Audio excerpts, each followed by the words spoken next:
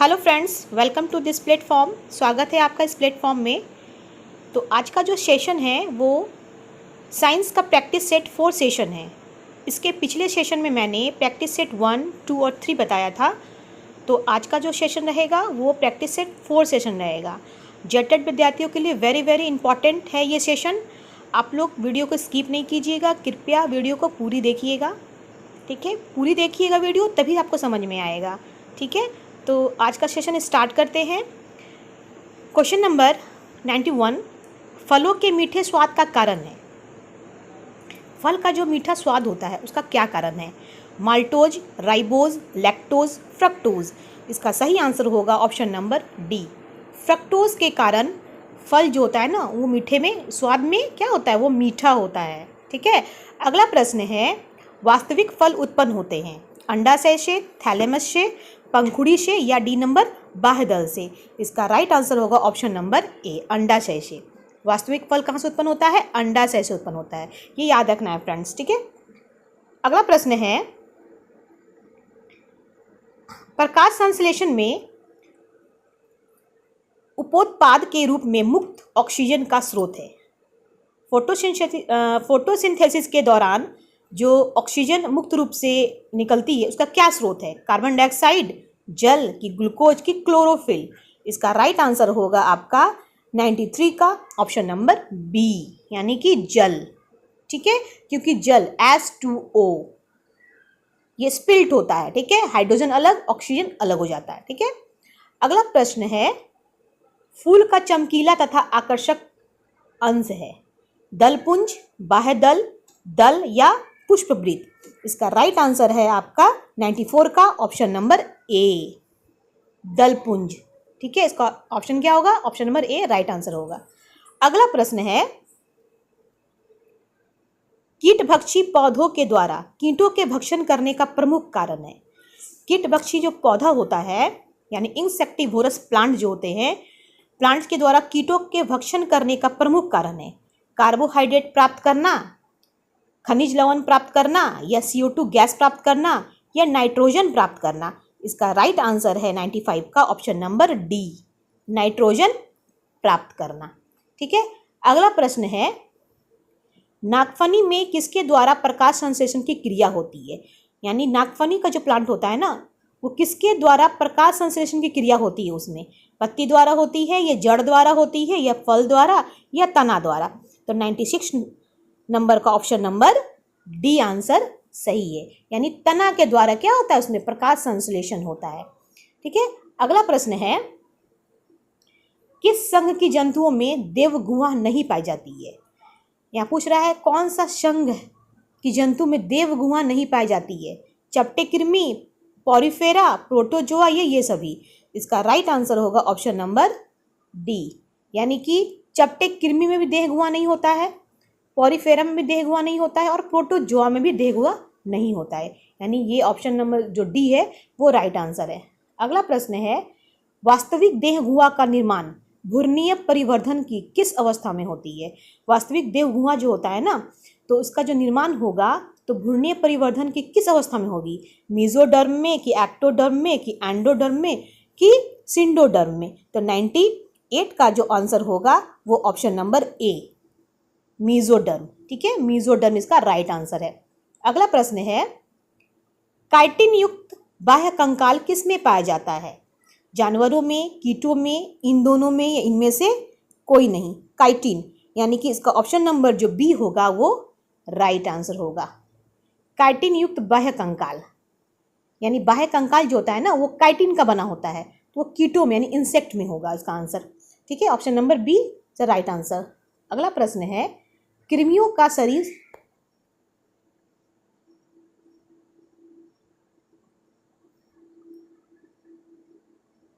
अगला प्रश्न है, कृमियों का शरीर किससे ढका होता है? यानी वर्म, उसका शरीर जो होता है वो किससे ढका होता है? क्यूटिकल से, कि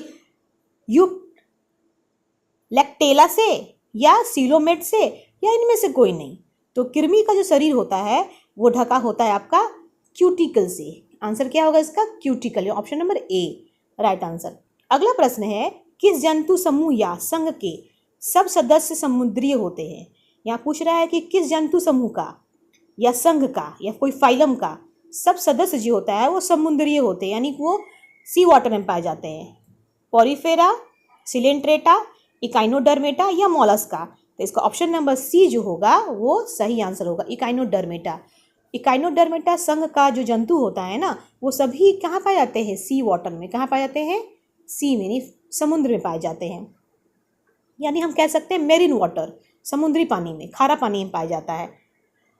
अगला प्रश्न है, किन जंतुओं में आहार नाल नहीं होती है, यानी एलिमेंट्री कैनल नहीं होता है किन जंतुओं में?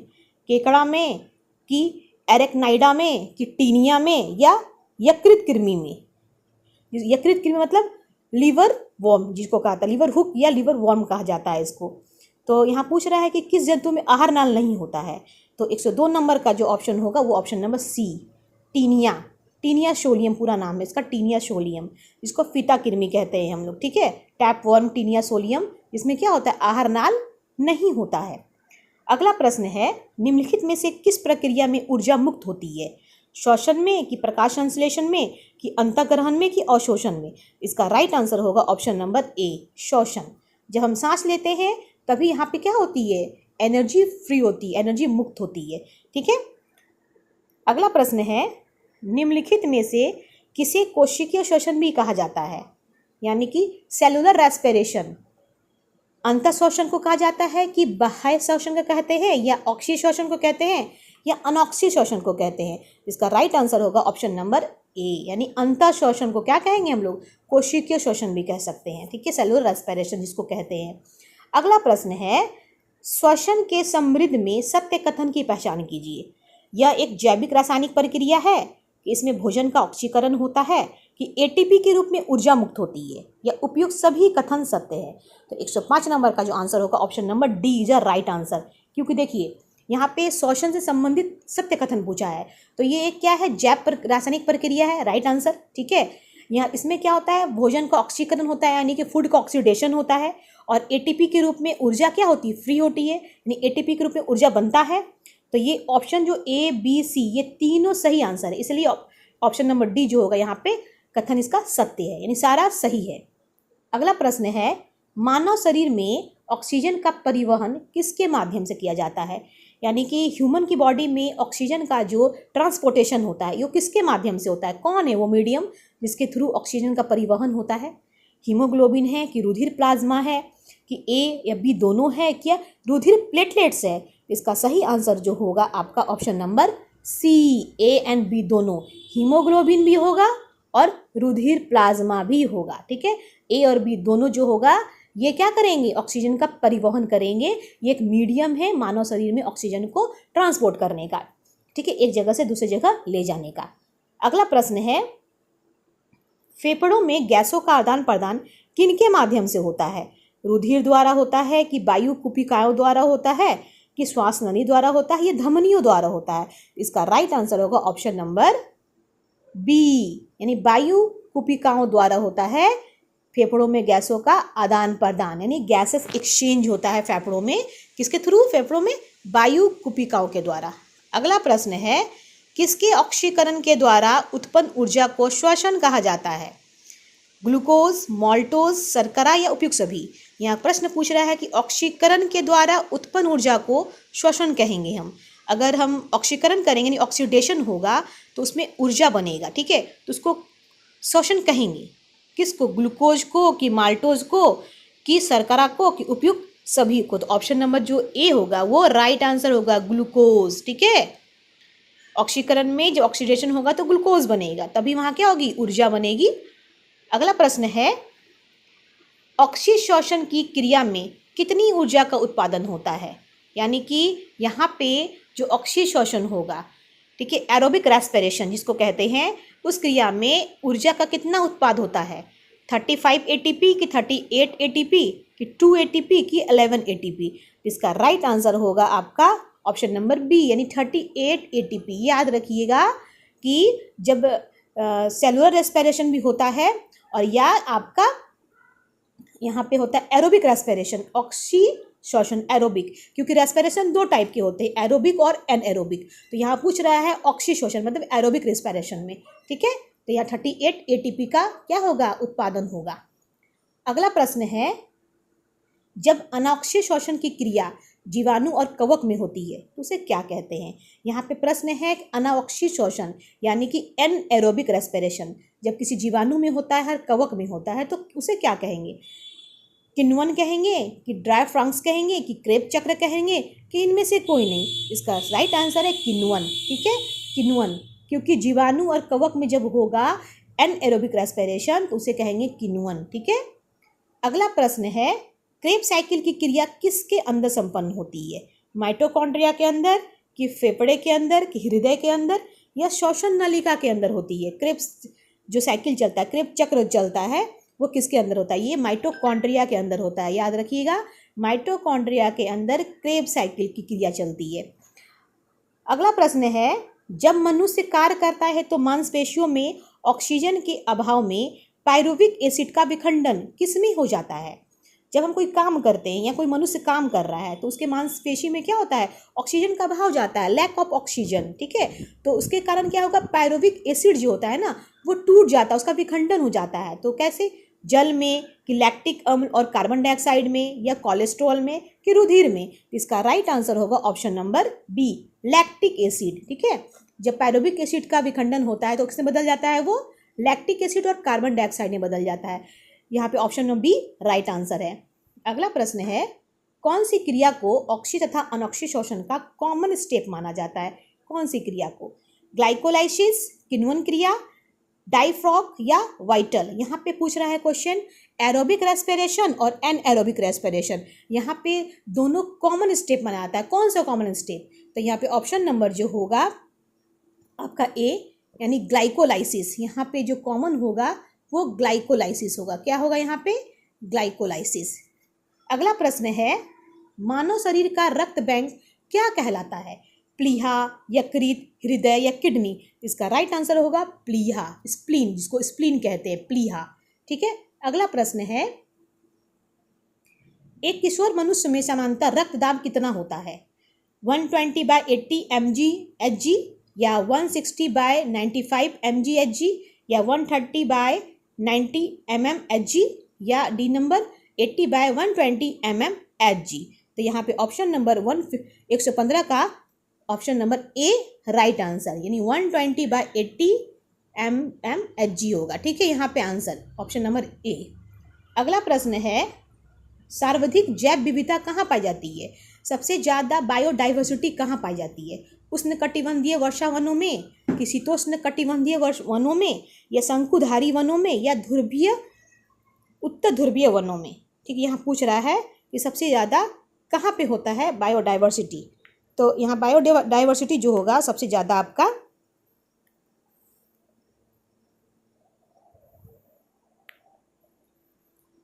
अगला प्रश्न है, सर्वाधिक जैव विविधता कहाँ पाई जाती है, उष्णकटिबंधीय वर्षा वनों में कि शीतोष्ण कटिबंधीय वनों में या शंकुधारी वनों में या उत्तर ध्रुवी वनों में। तो 116 नंबर का जो आंसर होगा वो ऑप्शन नंबर ए होगा, यानी कि उष्णकटिबंधीय वर्षा वनों में सबसे ज़्यादा क्या होती है, जैव विविधता पाई जाती है। अगला प्रश्न है, जैव विविधता का सबसे महत्वपूर्ण पहलू है भोजन, औषधि, औद्योगिक उपयोग या पारिस्थितिक तंत्र निर्वहन। तो इसका राइट आंसर जो होगा आपका ऑप्शन नंबर डी, पारिस्थितिक तंत्र निर्वहन यानी इकोसिस्टम तंत्र, ठीक है। अगला प्रश्न है, निम्नलिखित में से कौन सा कारक जैव विविधता के ह्रास के लिए सर्वाधिक महत्वपूर्ण कारक है, यानी कि यहाँ पूछ रहा है कौन सा फैक्टर है जो बायोडाइवर्सिटी को कम करने के लिए, उसका ह्रास के लिए, हानि पहुँचाने के लिए सबसे महत्वपूर्ण कारक है। अनुवांशिक आत्मसात्करण, परभक्षियों का नियंत्रण, प्राकृतिक आवास का विनाश, कीट नियंत्रण। तो 118 नंबर का ऑप्शन नंबर सी, प्राकृतिक आवास का विनाश। अगर आप किसी बायोडाइवर्सिटी, अगर कहीं पे बायोडाइवर्सिटी चल रहा है किसी जानवर का या किसी एरिया में रहने वाले जीव जंतु का, तो वहाँ पे अगर उसकी प्राकृतिक आवास का विनाश हो जाए तो जैव विविधता क्या हो जाएगी, छिन्न भिन्न हो जाएगी, ठीक है। तो यहाँ पे ऑप्शन नंबर सी जो होगा वो राइट आंसर होगा। अगला प्रश्न है, भारत के निम्न स्थानों में से कौन सा स्थान मैंग्रोव वनस्पति के लिए प्रसिद्ध है? मैंग्रोव वनस्पति उसके लिए प्रसिद्ध है।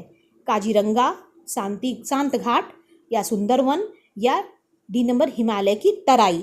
तो ऑप्शन नंबर सी जो है वो सुंदरवन होगा इसका आंसर। ठीक है, मैंग्रोव वनस्पति के लिए प्रसिद्ध है सुंदरवन। अगला लास्ट प्रश्न है, राष्ट्रीय वन नीति 1952 के अनुसार निम्नलिखित में से कौन सा वन का सवर्ग नहीं है? यहाँ पूछ रहा है राष्ट्रीय वन नीति 1952 के अनुसार निम्नलिखित में से कौन सा वन का सवर्ग नहीं है? राष्ट्रीय वन, राष्ट्रीय उद्यान, संरक्षित वन, ग्राम वन। इसका राइट आंसर जो होगा ऑप्शन नंबर बी, राष्ट्रीय उद्यान। ठीक है, ये याद रखना है। तो फ्रेंड्स, आज का सेशन यहीं पे समाप्त होता है। वीडियो को पूरी देखिएगा। वीडियो अच्छा लगे तो चैनल को जरूर सब्सक्राइब कीजिएगा। ठीक है, लाइक कीजिएगा, शेयर कीजिएगा। तो आज के लिए इतना ही। Thank you so much.